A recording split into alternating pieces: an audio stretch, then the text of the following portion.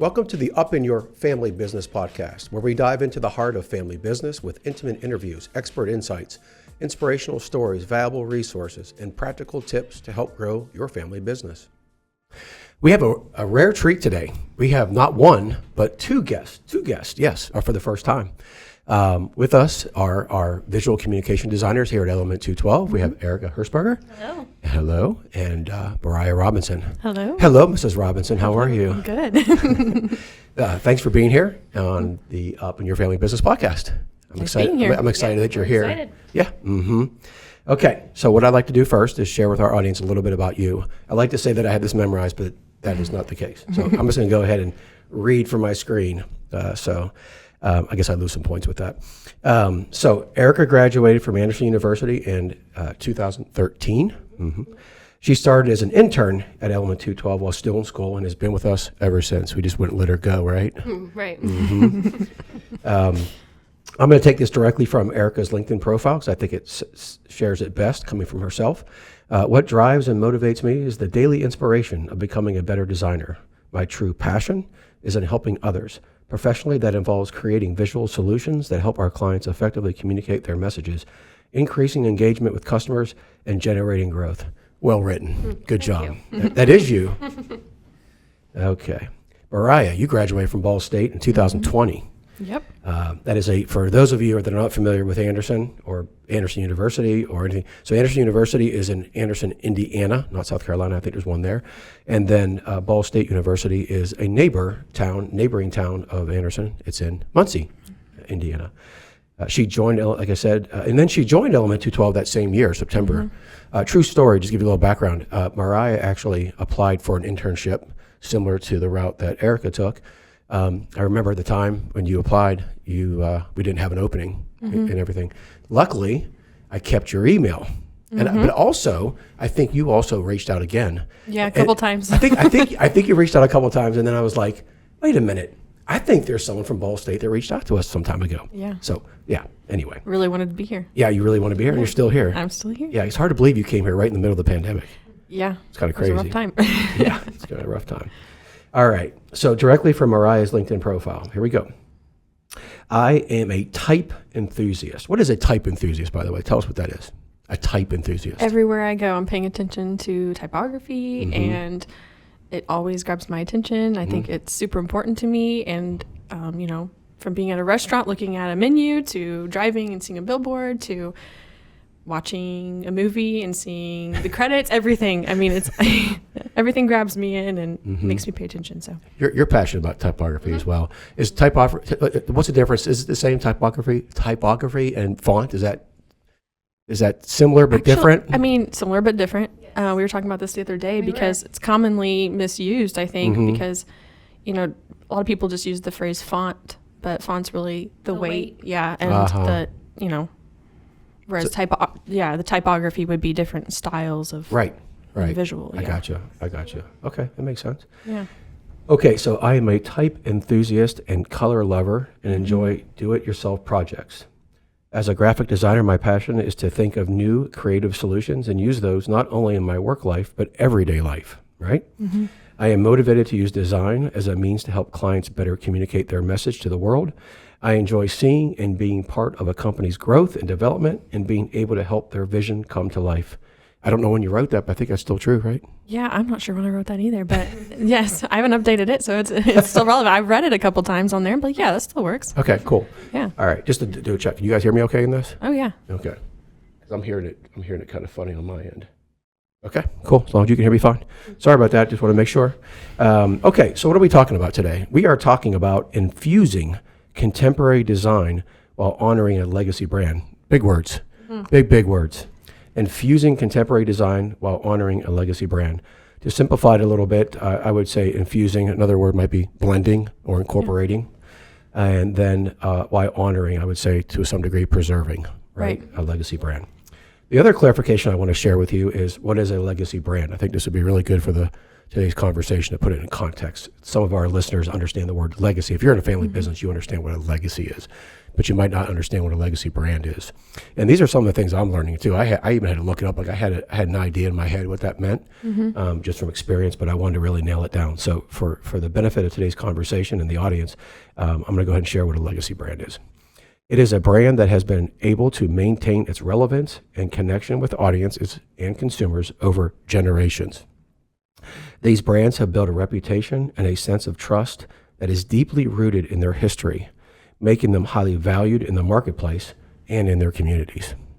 The true definition only had the marketplace. I had in the communities. I think it's relevant, right? Yeah. Okay. And then there's a point of emphasis. You guys can correct me if I'm wrong in this. I want to make sure I'm saying this correctly.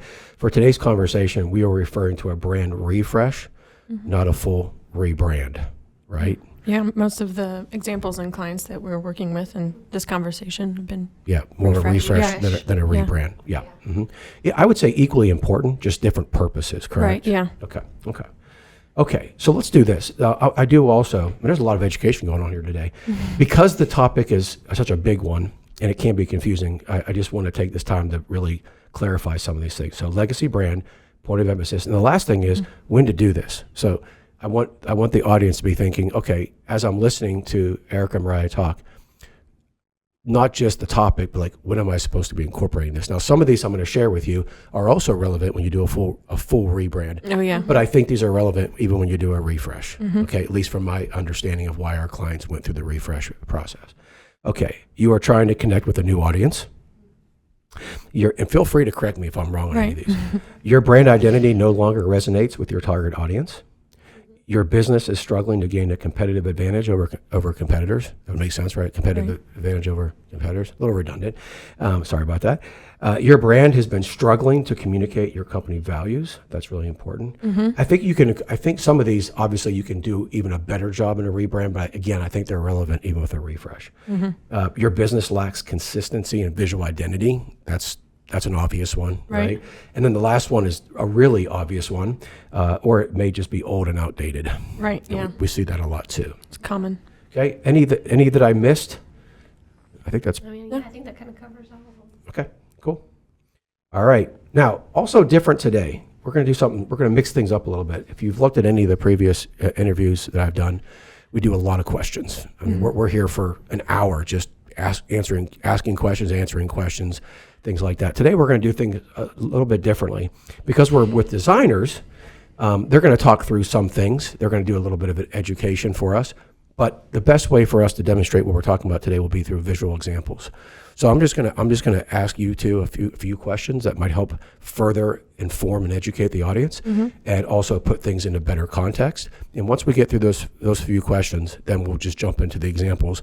There's nothing, to me, like when you were talking about a case study or a visual example, there's no better way to actually take your words, and show it than than do it that way. So I know the questions are your favorite part. If it were up to you, I would just jump right into the examples, right? Then you guys get to get in your comfort zone, right? Yeah.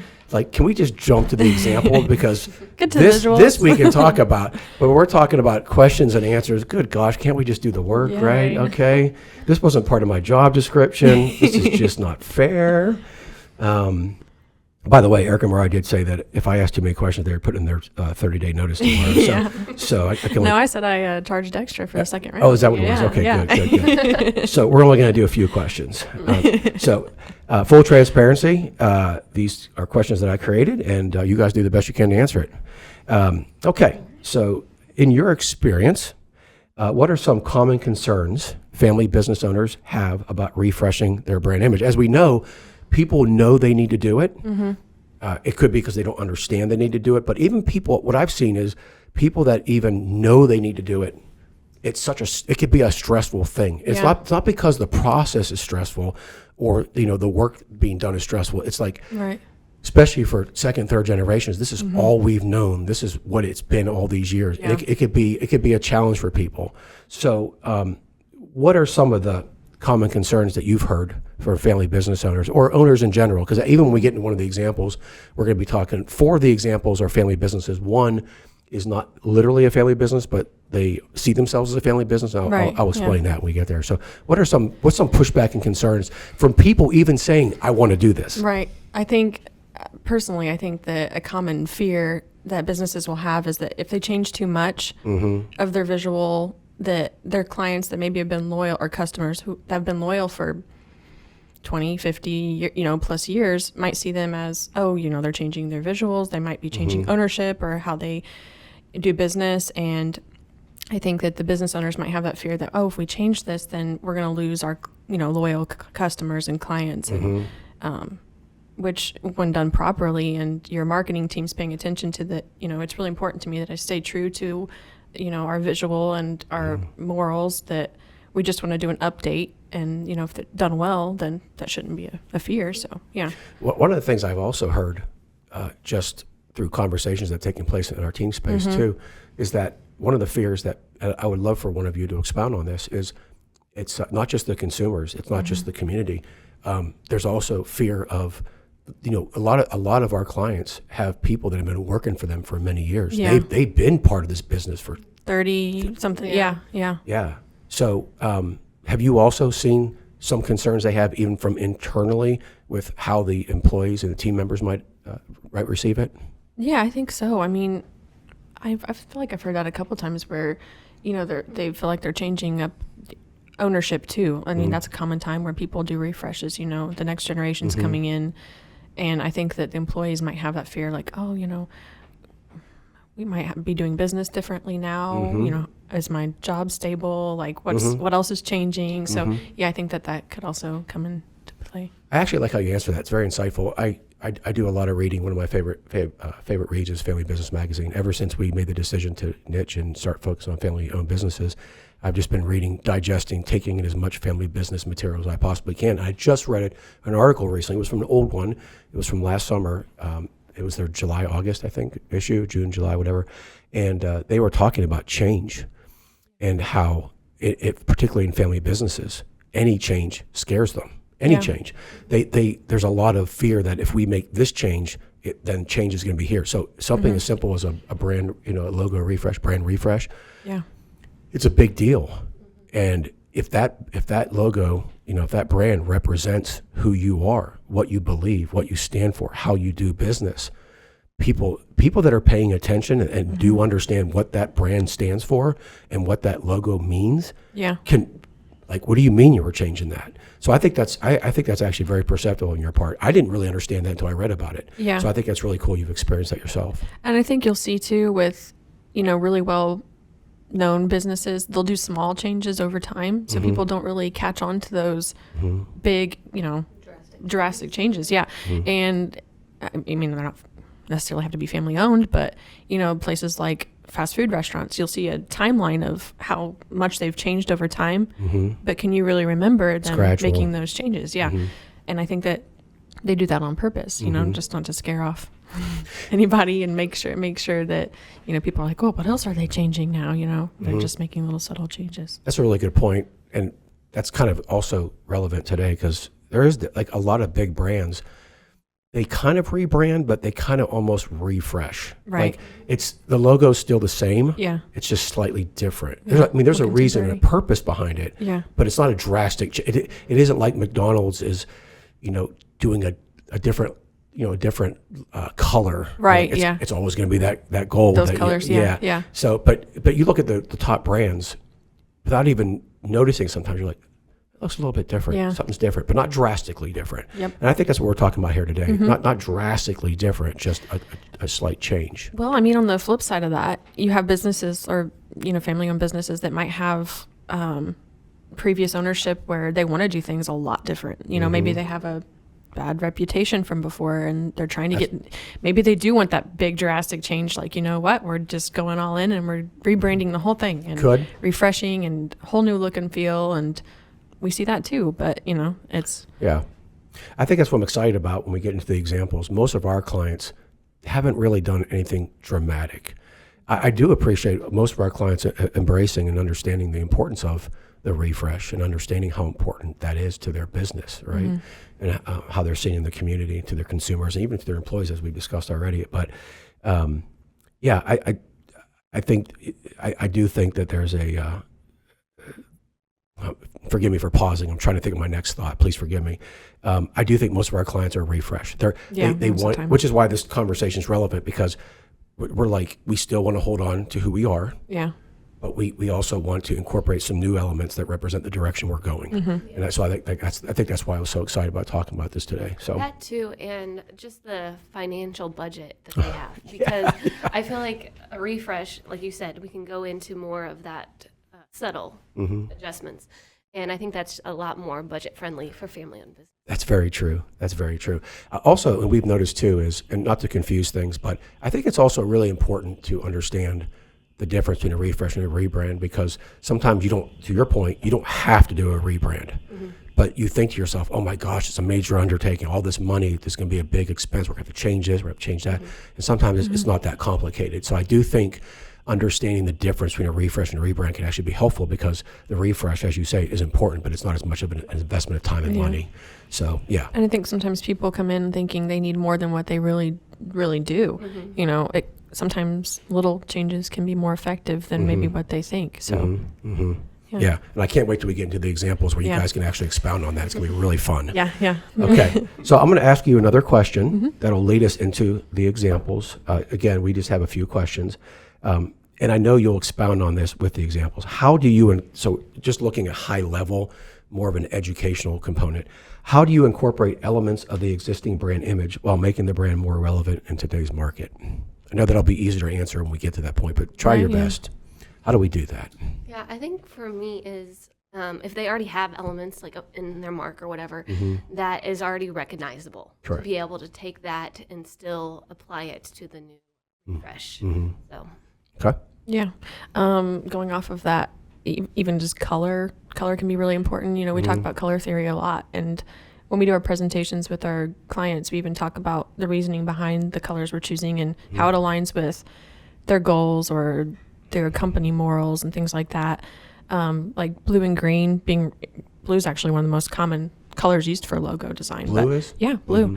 But they're both trustworthy, reliable colors, and I think that it's important to kind of tie in the colors into, you know, the feel of the company and make sure they're purposeful and yeah. yeah, I would also say that just the typography in general too, because if you're thinking of more of a fancy restaurant, for example, they're probably going to have more of a serif font versus a sans serif or that kind of thing. So those I feel like play important roles, especially even with their history, but also with what they want to portray going forward. And again, it can be those small little changes. It doesn't have to be a drastic change. Typically with a refresh, is it always, mostly always, sometimes a shift in typography, a shift in colors, or what's usually preserved, what's usually kept, and what's changed? On like, again, this general rule, do you see? I think colors usually stay the same, or if not the same. One recently that we've done, which we can get into later, but I feel like we still use the blue and yellow, just different Hues. just, you know, different hues, shades, like just, you know, kind of updating, getting a little lift. So it's still recognizable with the colors because, you know, there's a lot of times where businesses have already printed shirts and made signs, and the outside of their building or the inside of their building might have the blue painted wall that fits with their brand, and they want a new logo, but they might not be able to change all of the other things. So they might be like, well, we want to keep our colors because we've done all these other, you know, things to our business, and all of our employees wear these blue polo shirts or something like that, and where they want to keep the colors, but they want to update the visual too. So for me, I feel like the colors usually stay somewhat the same, not all the time, but somewhat the same or the same. And it's almost always the typography is being changed, just in my experience, but visually it's changing too. So. Erica, just for some reason, your mic is not catching as well as ours. So when you speak, just come a little bit closer. I don't know how much closer I can go. Just not too much. It's not your fault. It's just your mic isn't picking. I can't hear you as well. I do sometimes, but yeah. Yeah. So it's okay. Okay, I'm going to ask you. I'm going to throw a question in that hopefully won't stump you, but because this is process, and again, this might vary from one client to another, but like, is a refresh. So here we are. We're a branding and marketing agency working with family brands. When these refreshes happen, is it typically, are we going to the client and saying, I think a refresh could benefit you, or is the client usually coming to us? Does that come from the client?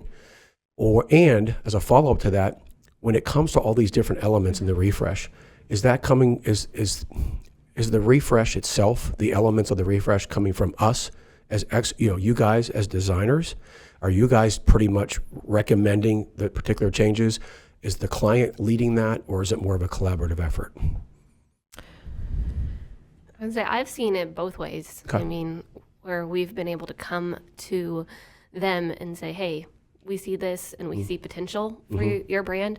But then we've also had clients come to us and they already have a thought and shift that they want to make. A reason and a purpose for it. Yeah. Okay, and then once you guys get into the actual process of the refresh, I'm assuming that's very collaborative, right? I mean, you guys are going through a process and they're speaking into it, you're speaking into it. Yeah, we're, showing them examples of other businesses, just visually showing them what other people might be doing, or, doing our own research, and which I think Yeah, okay, cool. All right, this one, another question before we get into the examples. Love to hear you speak on this. Could you share your process for uncovering the core values and unique characteristics of a business to inform your design approach? We want to capture those values and those unique characteristics. What's your process for going about uncovering that? I think there's a lot of different things you can do. And, when we were thinking about this earlier too, you don't realize how much it can help going in and visiting the location. Aside from our discovery meetings and questions we do, and reviewing reviews and testimonials and stuff, going into the actual location helps a lot. Just getting a feel for how they run business, their employees, talking to the employees. Getting that culture. Yeah. And it actually helps quite a bit for us to learn about how you do business, to directly connect that to the visual. Okay. Okay. Good. As I promised to you two and to the audience, we weren't going to spend too much time on questions, unless you want me to ask you. You want me to ask you a few more questions? You do whatever you need. Okay.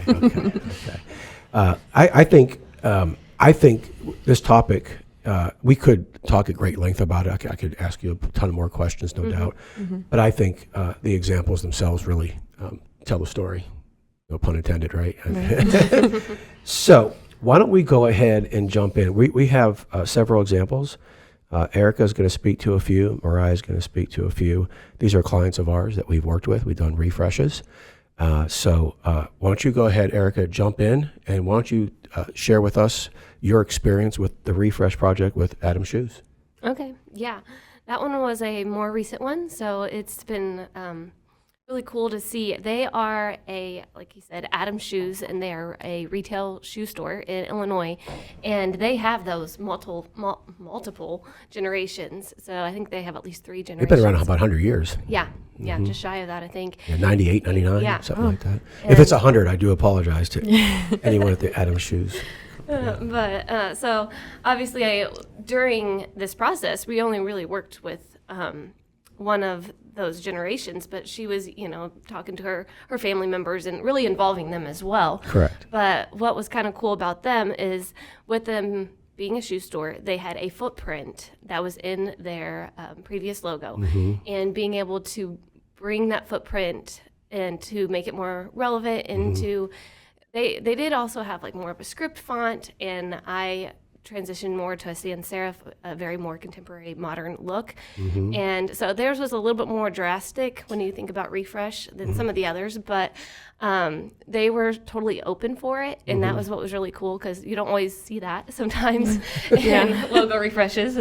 Wanting to open and accept that change. So being able to bring that element and bring it more modern was really cool. So I really liked that. Yeah, it looks really nice. Yeah, I like that. So yeah, even though there was a clear difference, you still maintained that footprint, right? Yes. Okay. Yeah, that's pretty cool.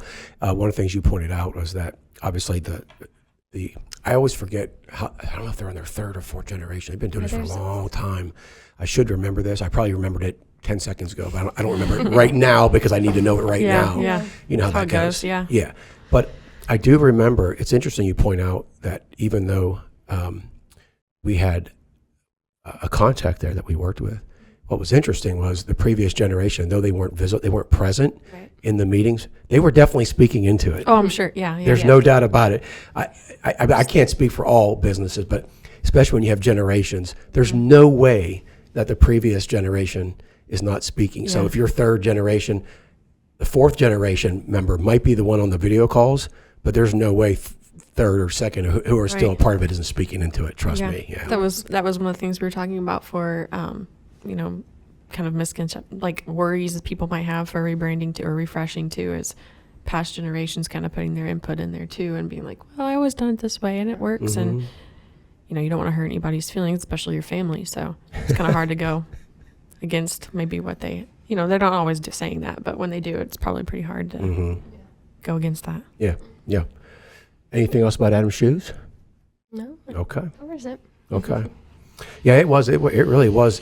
It was, that old phrase, the same but different. I mean, you can recognize it. It's clearly still Adam's Shoes. There's Yeah. no doubt about it. But yeah, if you put them side by side, Big difference. there is outside of the footprint itself, which I love how we were able to preserve that. So I would say that's a perfect example of infusing that contemporary design into the heritage and the legacy of the brand. I think that was perfect, and I'm really glad that they were so open to it because, like we talked about earlier, it is hard. Change is hard. It is hard. We've had it this way. My guess is I don't know the history of that brand in terms of that logo. My guess is they've had that for many, many, many, many years. So that was. I'm proud of them for being able to do Yeah. that. To be, so it's easy to Good say for them. we've already been doing this for 98 years. Let's just keep doing it, right? So, okay, let's go. Let's go into Mariah. Why don't you share your experience with Georgetown Market?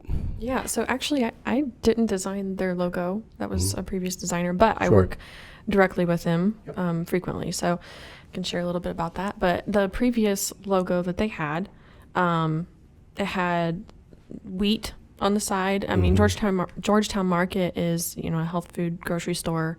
They have a variety of different products and stuff that you can get there. And they, we kept their colors, the purple and the yellow. And then we went from the wheat to a lemon.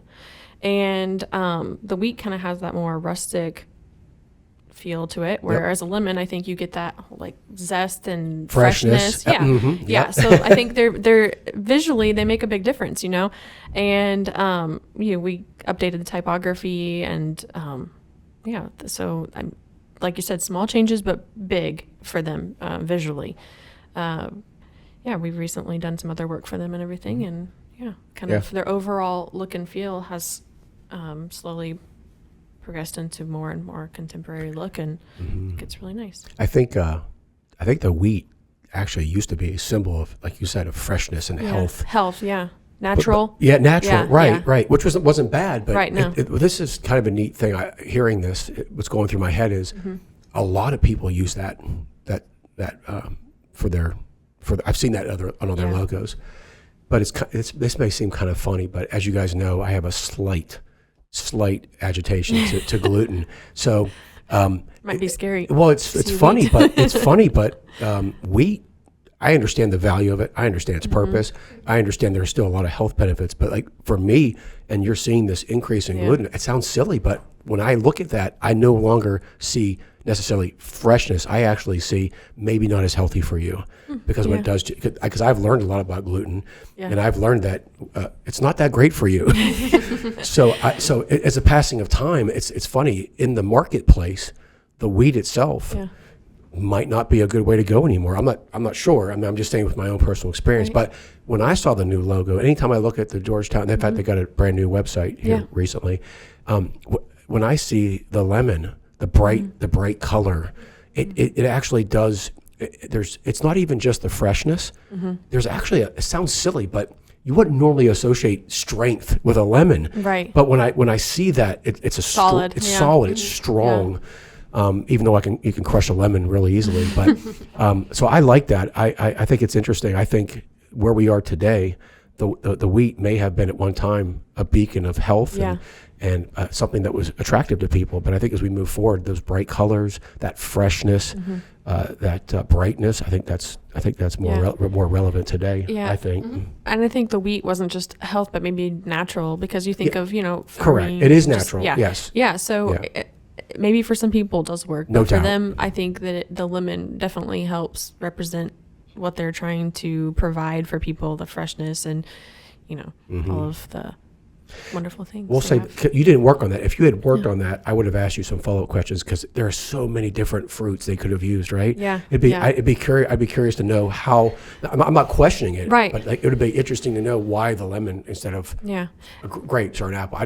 There's nothing wrong with it. Yeah. I'd be curious. I mean, like you said, I didn't do that, but I can just, using my own opinion, I think that the lemon, like you said, you think of something that kind of wakes you up, and it's true. it's strong. The lemon is strong. It's a strong flavor, and that's probably why you see it as such a strong thing too, because Yeah, you want to wake up, brush your teeth, and then squirt some lemon in your mouth. Yeah. You'll be awake really fast. yeah, nothing like toothpaste and lemon. No, that's really cool. No, I really. appreciate you being able to share that, even though you didn't work on that. Yeah. I think that's pretty cool. And she added quite a few other colors into the palette too, where I don't know. I mean, I don't know if they used all of them previously, but I mean, they had the purple and yellow, but there's a lot of greens being used now, and like the yellow from the lemon is, and so like on their new website that we just launched. That's cool. Yeah, we use a lot of green, that natural color, and Yeah, and that's yellow. that's a cool part too. Again, just doing that website. We're not going to get too deep in this. Right. We're not even going to get too shallow into this. But there are lots of different. We'll save this. I know you hate to hear this, but we'll save this maybe for another podcast. Hey. But we're talking about the brand identity. Yeah, Now yeah. it's taking that brand identity and expressing that elsewhere. yeah, I mean, so it's like, great, you have this brand identity. What do you do with it? So how do you incorporate that into a backdrop? Maybe it's maybe it's on the step and repeat. Maybe it's some kind of retractable banner. Maybe it's Yeah. your website. So now you have that done. Now how do you continue to express that brand throughout all your elements? So we'll save that. yeah, yeah, Just got all my juices going here. yeah. My lemon juices. Mariah's like, oh, did you just say lemon juices? Really? Are you serious? Did you really just say that to me? Save the dad joke for later. Oh, man. Good Lord. My apologies to you two and our audience. Okay. Erica, let's jump into Cowpokes Working Western. That's an exciting one. Let's go ahead and do that. Yeah, just like Mariah said, this wasn't one I personally designed, but I have been on their account for a long time. And what's really cool about Cowpokes is they are a Workin' Western store, and they are family owned with a husband and a wife, and they even have kids that play roles within the company as well. That's correct. And I think they've been in business about 30-ish years. So it's been cool to see how they've been all playing roles in that.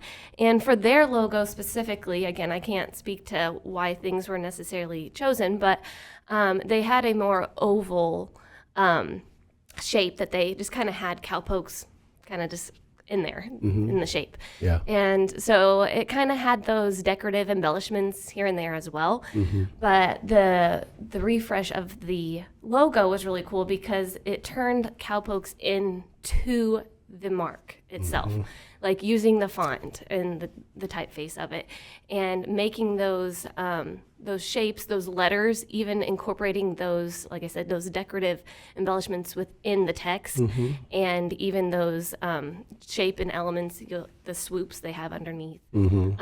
So it was kind of cool to see that it didn't feel like it was just a stamp anymore.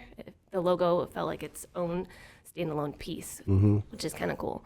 And seeing that I have been able to be with them for a while, it's kind of been cool to see those those like small shifts really in their color palette. We kind of readjusted that. They had the location here in Anderson, but they opened another location, and so just even thinking about how different locations work together, because that location is totally different than the Anderson one. Yes. So being able to incorporate a new kind of, like I said, color palette and shift in the imagery and things like that has been kind of cool, because this brand, I've liked to see how it's just been evolving. It's been really cool. A lot of progression too. Yeah. I'm going to, feel free to correct me. I might misspeak. this is just my opinion, but like one of the things that I've noticed with the Cowpokes logo, the way it was designed originally, and even with the one you just described, it's given you more freedom to express that design. I've noticed that we've been able to really make slight changes that have made a huge difference in how they communicate that. So I think Cowpokes, for lack of a better word, is a very flexible brand identity where you can get real creative with it. I mean, they can say, hey, we want to be more rustic. Yeah. Okay, we can incorporate that in. That isn't always easy for every brand to make those slight changes. I don't know if you want to speak more to that, but like I think it came down from the owners, Jeff and Lynette, but I love we still have preserved the logo that you're describing, but the elements that we've put together with it, we've made it a little bit more, is rustic the right word I'm looking for? I don't know what the word would be, but. Yeah, I mean, rustic, and they've wanted to incorporate more of like the metals. And yeah, I was going to say, I almost said that. I wasn't sure Yeah. when I must Okay. Yeah, I love it. I think Cowpokes is a great one. It's just, it's a strong brand identity. Yeah. I love that. I love that a lot. And just so you guys know, if you haven't noticed, that integrity, honesty, and transparency is very important here at Element 212, especially with our designers. I did not actually create that logo. You guys wouldn't even known that. They could have just said, yeah, I created that, and no one would be the wiser. But I'm not going to claim work that I I didn't know. do. Yeah. It was done through Element 212. Right. Yeah. Yes. We our business. Yes. So here's what's good. You're in good hands. Visual communicators take a lot of care and pride in the work they do, so much so that they will not take credit for anyone else's work. Correct. It goes both ways. So Yeah. very good, very good.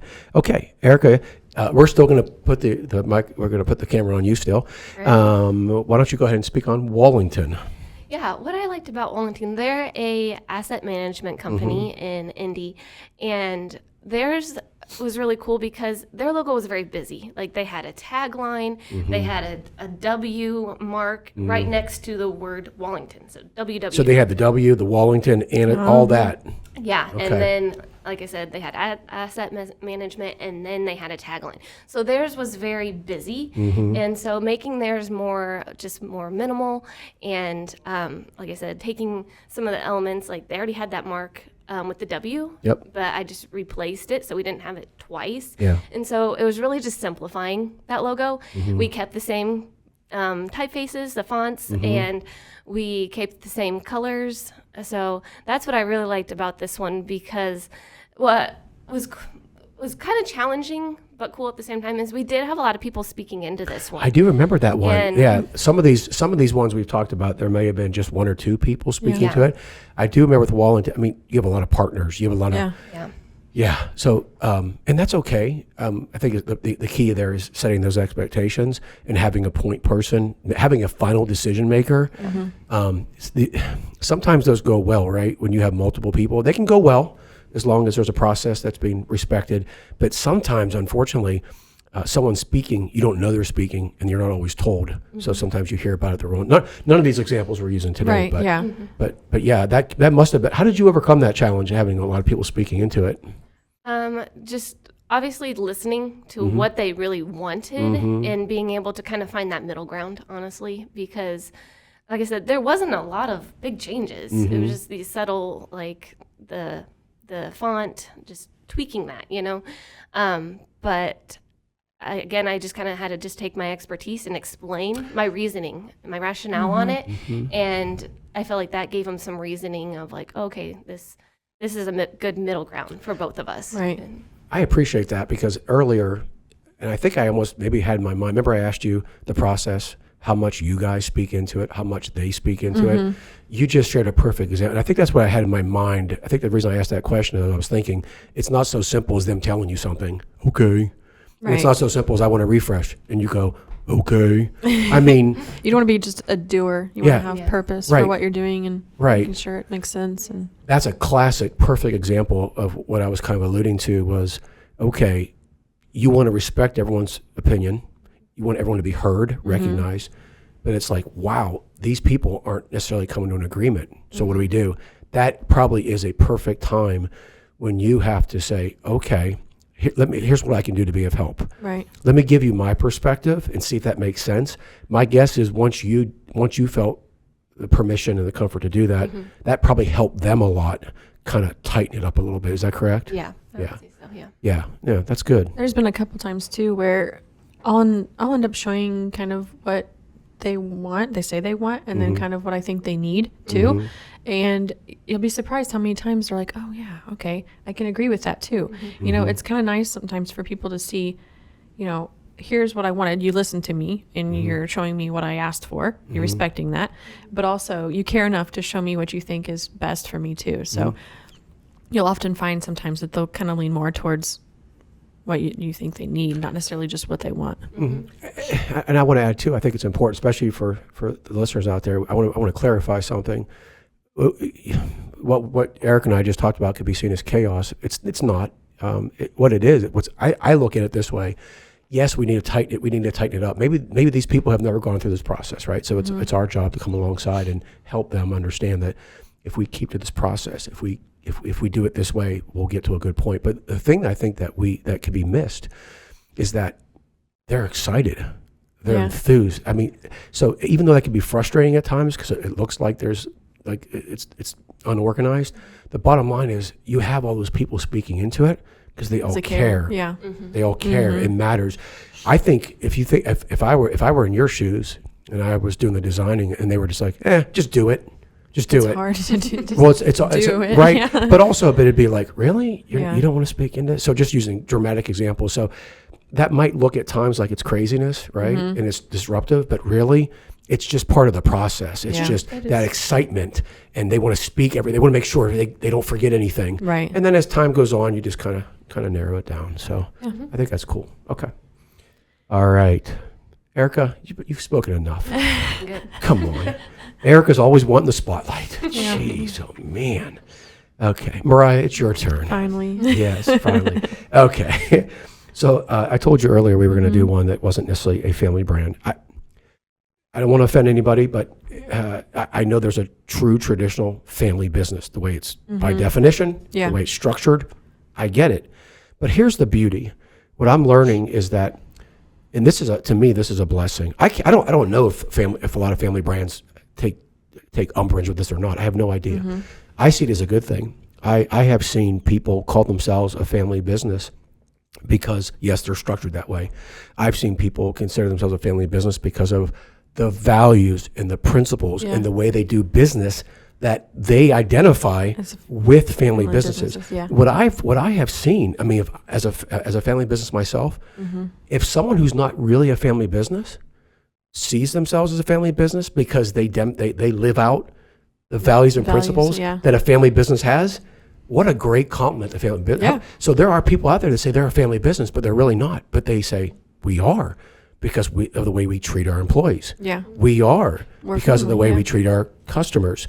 We are because of how we treat people. And it's just... It aligns with what family businesses practice. And So yes. So I wasn't planning on sharing this in this conversation. It just kind of came out. But I'm glad our conversation led to this, is that I think that's the greatest compliment, is that people associate certain virtues, principles, and values with family-owned businesses. Yeah. What a great compliment. What a great compliment. And so with this last one, we're talking about Lamco Federal Credit Union here in Anderson. So I just want to say they are not by definition a family brand, a family business. But if you talk to their CEO, Miguel, he will tell you, yes, we are. You ask any of our customers, they'll tell you we're a family business. If you talk to our employees who have been here 20, 30, I mean, it's crazy. Yeah, I think they've been in business for like 62 years, something like that. Yeah. Yeah, and I think that speaks to the point that being a family business isn't just because by law you're a family business. I think that's a great lead into this because that is such an important component of all of these brand identities that you guys have worked with, preserving who they are, what they believe, what they're all about, their customers. It's kind of a cool thing. Yeah, and they have employees that have spent the better part of their lives working there, and that is that's their life, and that's their family, their extended family. Yeah. Okay. I'm going to shut up now. And I'm going to let you do your... I thought you were going to let me talk. Nah. The audience is probably like, man, oh man, it's bad enough this guy did all the talking in the beginning. Now he's still talking. Okay. I'm just the host. I'm supposed to be a facilitator. I need to shut up more. Okay. All right. So let's do Lamco. We're going to finish, just so you guys know, this is our last one. Why don't you go ahead and finish with Lamco and tell us about that process and experience. Yeah, so like I said, they've been in business for about 62 years, I believe, if I'm remembering correctly. Like you said, they're not family owned, but they practice their business like that. And recently, I did some video work for them, and everybody that I interviewed said that they are family, to each other. And that stood out quite a bit. So Oh, you're so right on. you actually heard this Oh from yeah, employees? That's yeah, awesome. employees and CFO, CEO, everybody there's excuse me, saying we're family here. We treat each other like family, and people treat me like family. So it's going both ways. So that was really nice to hear. But as far as their logo goes, we did a Logo goes? Logo goes. As far as the logo goes. Yeah, that's a fun one. We've done a refresh recently for them, and their previous logo, well, both of them actually, but has a lighthouse on it. And going back on a little bit of history about Lampco is that they were started to provide financial services for the employees Of Guide Lamp. Guide Lamp, which is the division of General Motors. And so the lighthouse goes back into their history to tell that little bit of, story. So when we were talking about a refresh, we, spoke with them, is this something you want to keep? Because now I don't think a whole lot of people know the history behind the meaning of that, which we're trying to kind of bring back into life, with our video work we've done with them and other things. And with this logo refresh, we kept the lighthouse, but we have a more contemporary design, more modern look. And the lighthouse has this little uplift, it looks a little more modern. So we kept the colors, but the shades and hues are a little different. We know, we kept the gold and blue color to keep with some of the brand identity. And The new one really pops though, doesn't it? It really does. it does. It's nice. It looks It's good like contrast. It looks strong. Yeah, it is. It looks powerful. Yeah, and just some little things like, for example, the logo, the previous logo they had that light beam all the way across the top, and the new logo has the same thing, but it's a different type of light beam, and we have the little ones going off the other side. So this is little things like that where, people driving by, especially with them being a credit union. I don't know if we even said that, but I did. Okay. I was gonna say, I don't know if I said that. I'm a professional Yeah. here. I'm a professional, Mariah. I'm a professional. I don't remember myself saying that, so that's why I said it. But them being a credit union, people really want to put their trust in with them because that's their finances, and that's something Correct. that they want to know that's secure. So doing too big of a change could be harmful for them because, a visual change, I should say. People might think, oh man, like what's going to happen? Like, should I change banks now? Like who's running this? And, all of those worries might pop into their head. But, so I think we knew it was important for people to still identify them as who they are while still making sure that they are coming off more contemporary, modern, and yeah. So that was been a fun one, and It's interesting you point that out because I'm seeing a lot of federal credit unions dropping the federal, and they're just putting credit unions. I found that it's interesting. It's just something I've noticed. I don't know why. I can't speak to it. I can't expound on that. I just noticed a lot of credit unions are dropping the federal.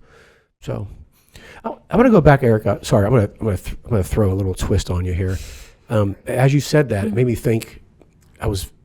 I've seen the new logo. They're one of our clients, but I can't visualize the whole thing. I just remember that I just love the lighthouse now. It's just, I love it. Yeah. You were talking about Wallington, how Wallington had the W and then the name and then the tagline. Is that a right or wrong? Like, I just want to go back to that as I was thinking about the credit union. So you have your mark. So some people don't have a tagline. When you see their Right. logo, there's no tagline. Right. Some people have the logo and their name, and some people don't. I don't want to put you on the spot, but like, is that a right or wrong thing, or does it depend? Because it wasn't right for Wallington, but I do see logos where they do have the tagline and they don't, or they have, Or both. or they have both. So would either of you? I'm going to start with you only because you made mention of that earlier, but like, Okay. or if you want to add to it as well. But is that a right or wrong, or is that just a depends situation? I think it's more of a depends, just because with Wallington, for example, their logo just had too much going Too on. much. So, I mean, we did save a version with a tagline Okay. that was a little bit more cleaner They and can easier use. to read. But I think when you're thinking more this modern look and stuff, it's really simplifying. What is the main priority here? Like, what are you trying to get across? Yeah. I feel like the tagline can be used more in your messaging, so if that's through your social media, your website, that kind of thing. I think tagline is very, that's where it should be used. But logo, it can be a hit or miss. I think it's really more of what is the purpose of it. Yep. Yeah, I think also, does the name of your business kind of, it doesn't have to explain what you do, right? But I think you'll more commonly see people using taglines that have names that might not be straightforward to exactly what they do, which they can still have purpose. I'm trying to think of an example. Like Hopewell, we did a logo for Hopewell. The name has meaning, but not everybody might know exactly what they do. So sometimes we did 2 different versions of their logo. We saved one with a tagline, without a tagline. And, it might be purposeful to have that in some cases, whereas other times it might not be needed, you know. We could probably have a whole conversation just around that. Yeah. There's I think it just varies for each client, whether or not it's necessary. Sometimes we'll find that we have people come to us that have taglines where it's pretty much saying the same thing as the name of the business. So it's like, you might not need it. Yeah, and the reason I say it could be a whole nother conversation is because I think it does depend. Yeah. Right? But also think about it. I mean, we can talk about branding for a long time, but it just as I'm asking that question, I'm thinking about the true brands that have strong brand recognition, brand equity. They often don't even need their name or their tagline. Yeah. You just look at their mark. The mark. You Yeah. know exactly who they are. Yeah. The swoosh. Yeah, I was about to say that. Like That's a good one. McDonald's, Apple, Adidas. But some of these, I think that's the goal, isn't it? I think that is the goal. For any business, I think that's when you've reached like peak recognition, is when people don't need the full name. They can just see that mark and know, oh yeah, the lighthouse, that's Lampco, or the sea, that's Cowpokes, or things like that. And I think that's really important, and it must be such a nice achievement once you get to that point where you can we don't even need our name, we can just put the mark out there and people are like, I already know what that is. So it's really cool. It's almost like the evolution of your brand. It's like a journey. Like you have arrived. If you don't need a tagline and you don't need your name on there, and your logo, your mark speaks for itself, you're good. And it's not even sometimes the mark, like with Adidas, it's the stripes. It's it's sometimes it's true. It's different than just the mark too. It's yeah, it's true. Your little trademark too. It could be something that you do on every single thing, or there's a lot of different variants with that. Okay. And I'm not, if you notice, I didn't use the word, I'm not going to try to confuse the audience by making it look like I know what the heck I'm talking about when it comes to all these different things. This is why you guys are here. Yeah. So I'm just going to. He's just agreeing. Yeah. Okay. All right. So let's feel free to answer however you want. I do want to just wrap this up with these 5 examples. What were some key takeaways from these projects, right? We talked about the details of them, but what are some overreaching takeaways that you have from going through these refresh projects? What have you learned? What have you gained? How has that added value to the work that you do going forward? Let's just start. I have one more question. Let's just pause there. I want you to answer that one first. I think for me, a key takeaway, we kind of talked about this earlier too.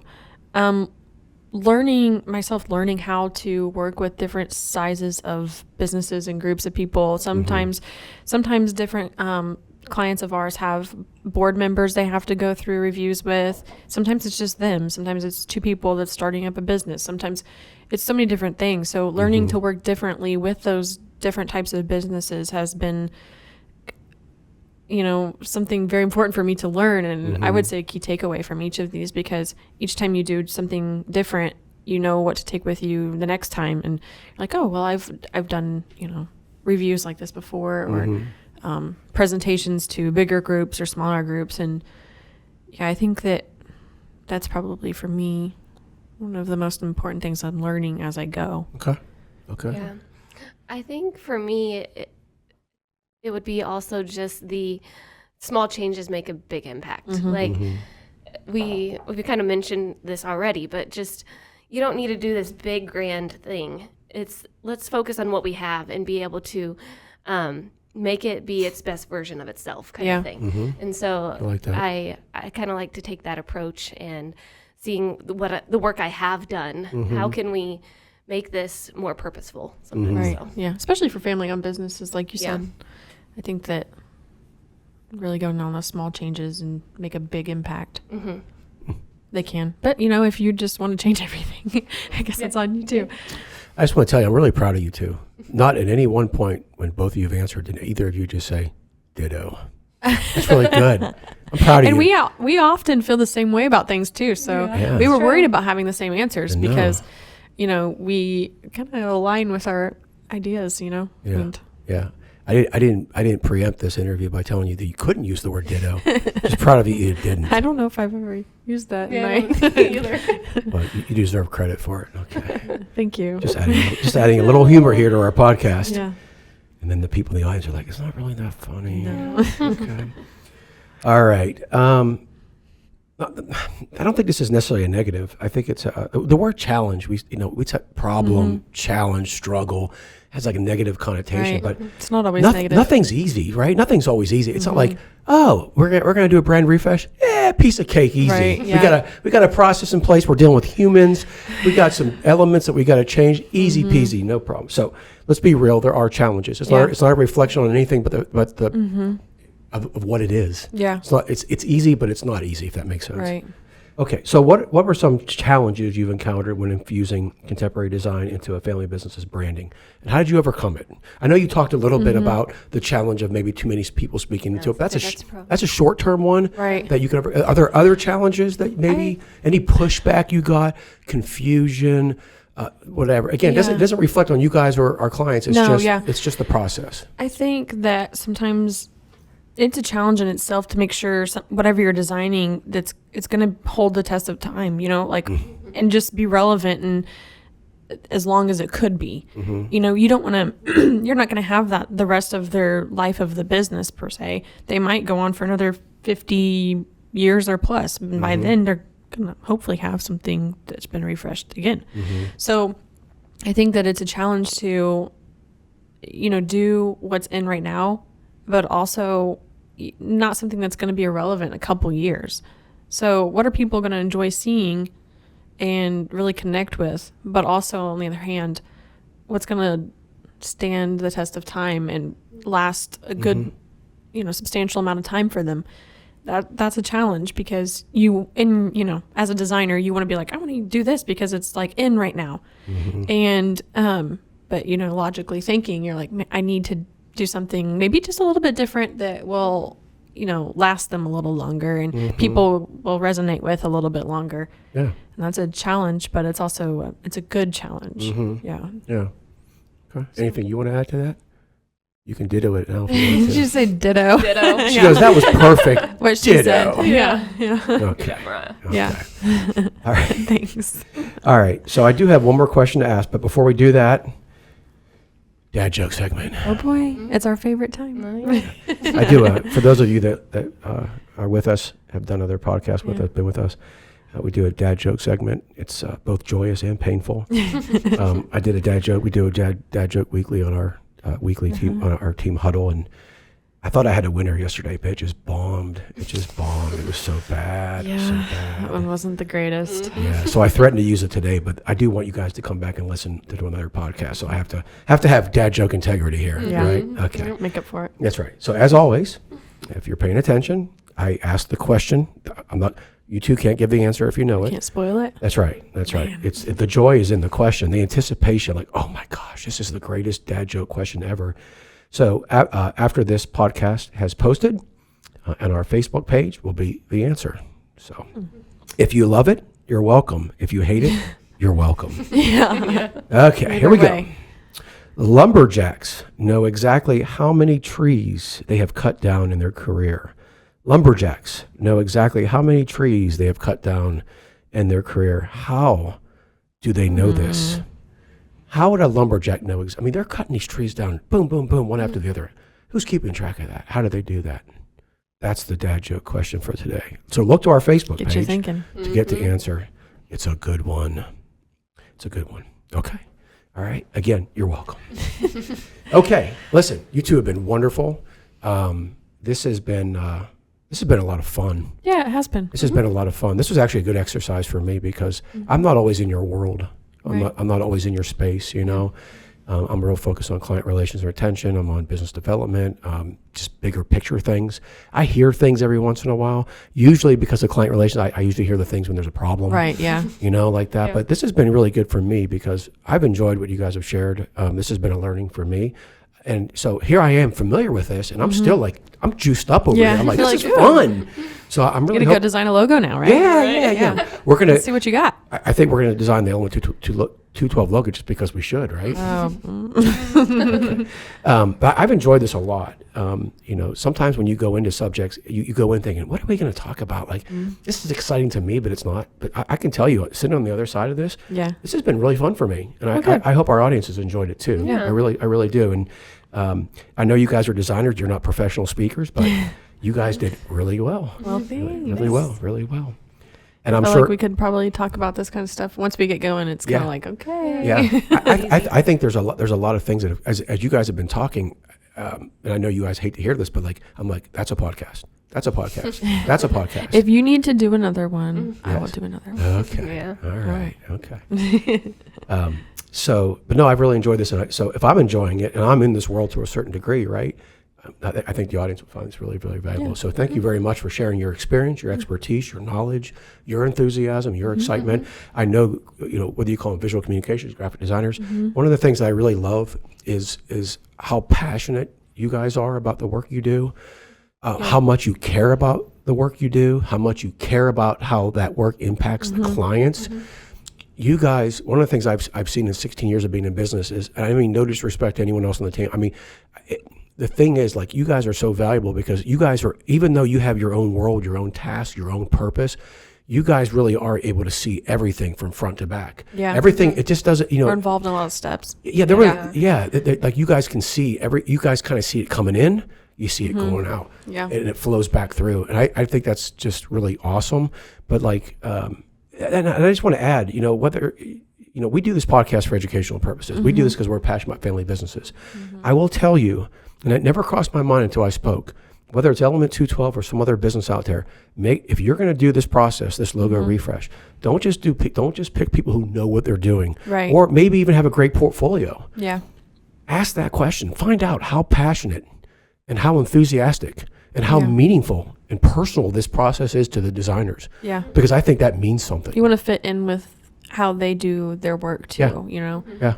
vetting Yeah. different Yeah. marketing companies. So I just wanted to plug you guys. Yeah. I wasn't planning on doing that, but just as I'm sitting here learning from you guys, I'm like, this is fun stuff. This actually is fun stuff. You know? It is. That's why we do it. I know. Think So, why we like our our jobs. jobs. Yeah. so thank That's why you. we're staying, right? Yeah. So I hope you, the audience, enjoyed this as much as I did, if not more.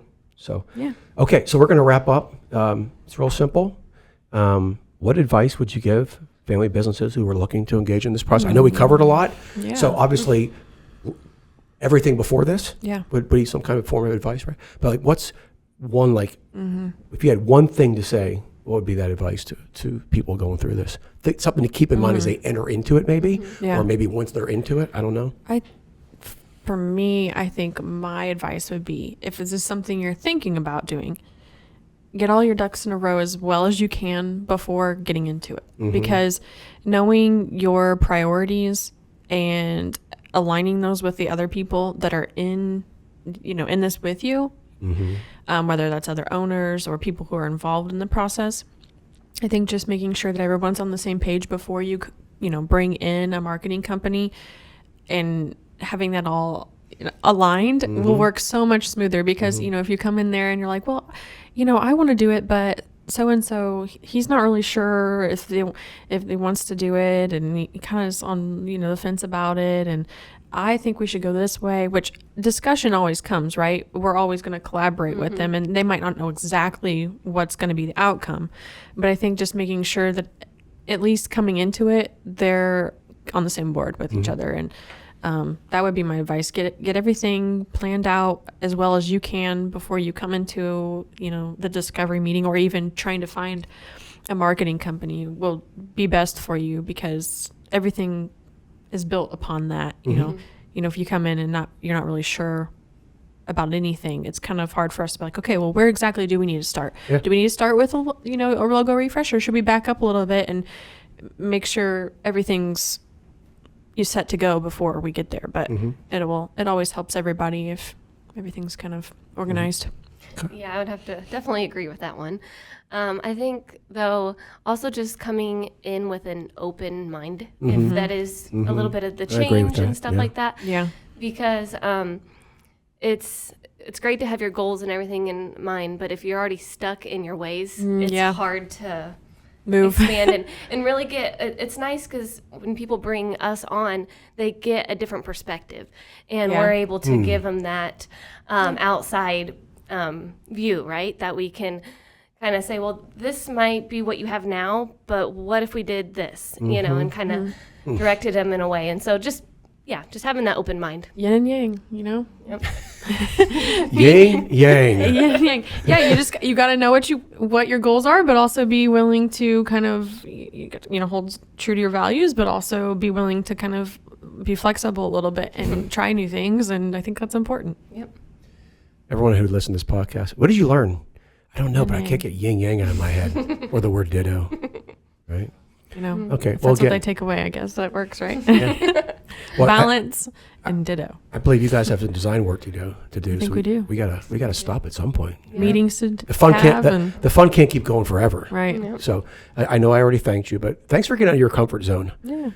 This is never easy. It's never easy. But I think once you get into it and start Yeah. talking, that's the beauty of speaking. When you're speaking about something you know well, Yeah. I think we get nervous.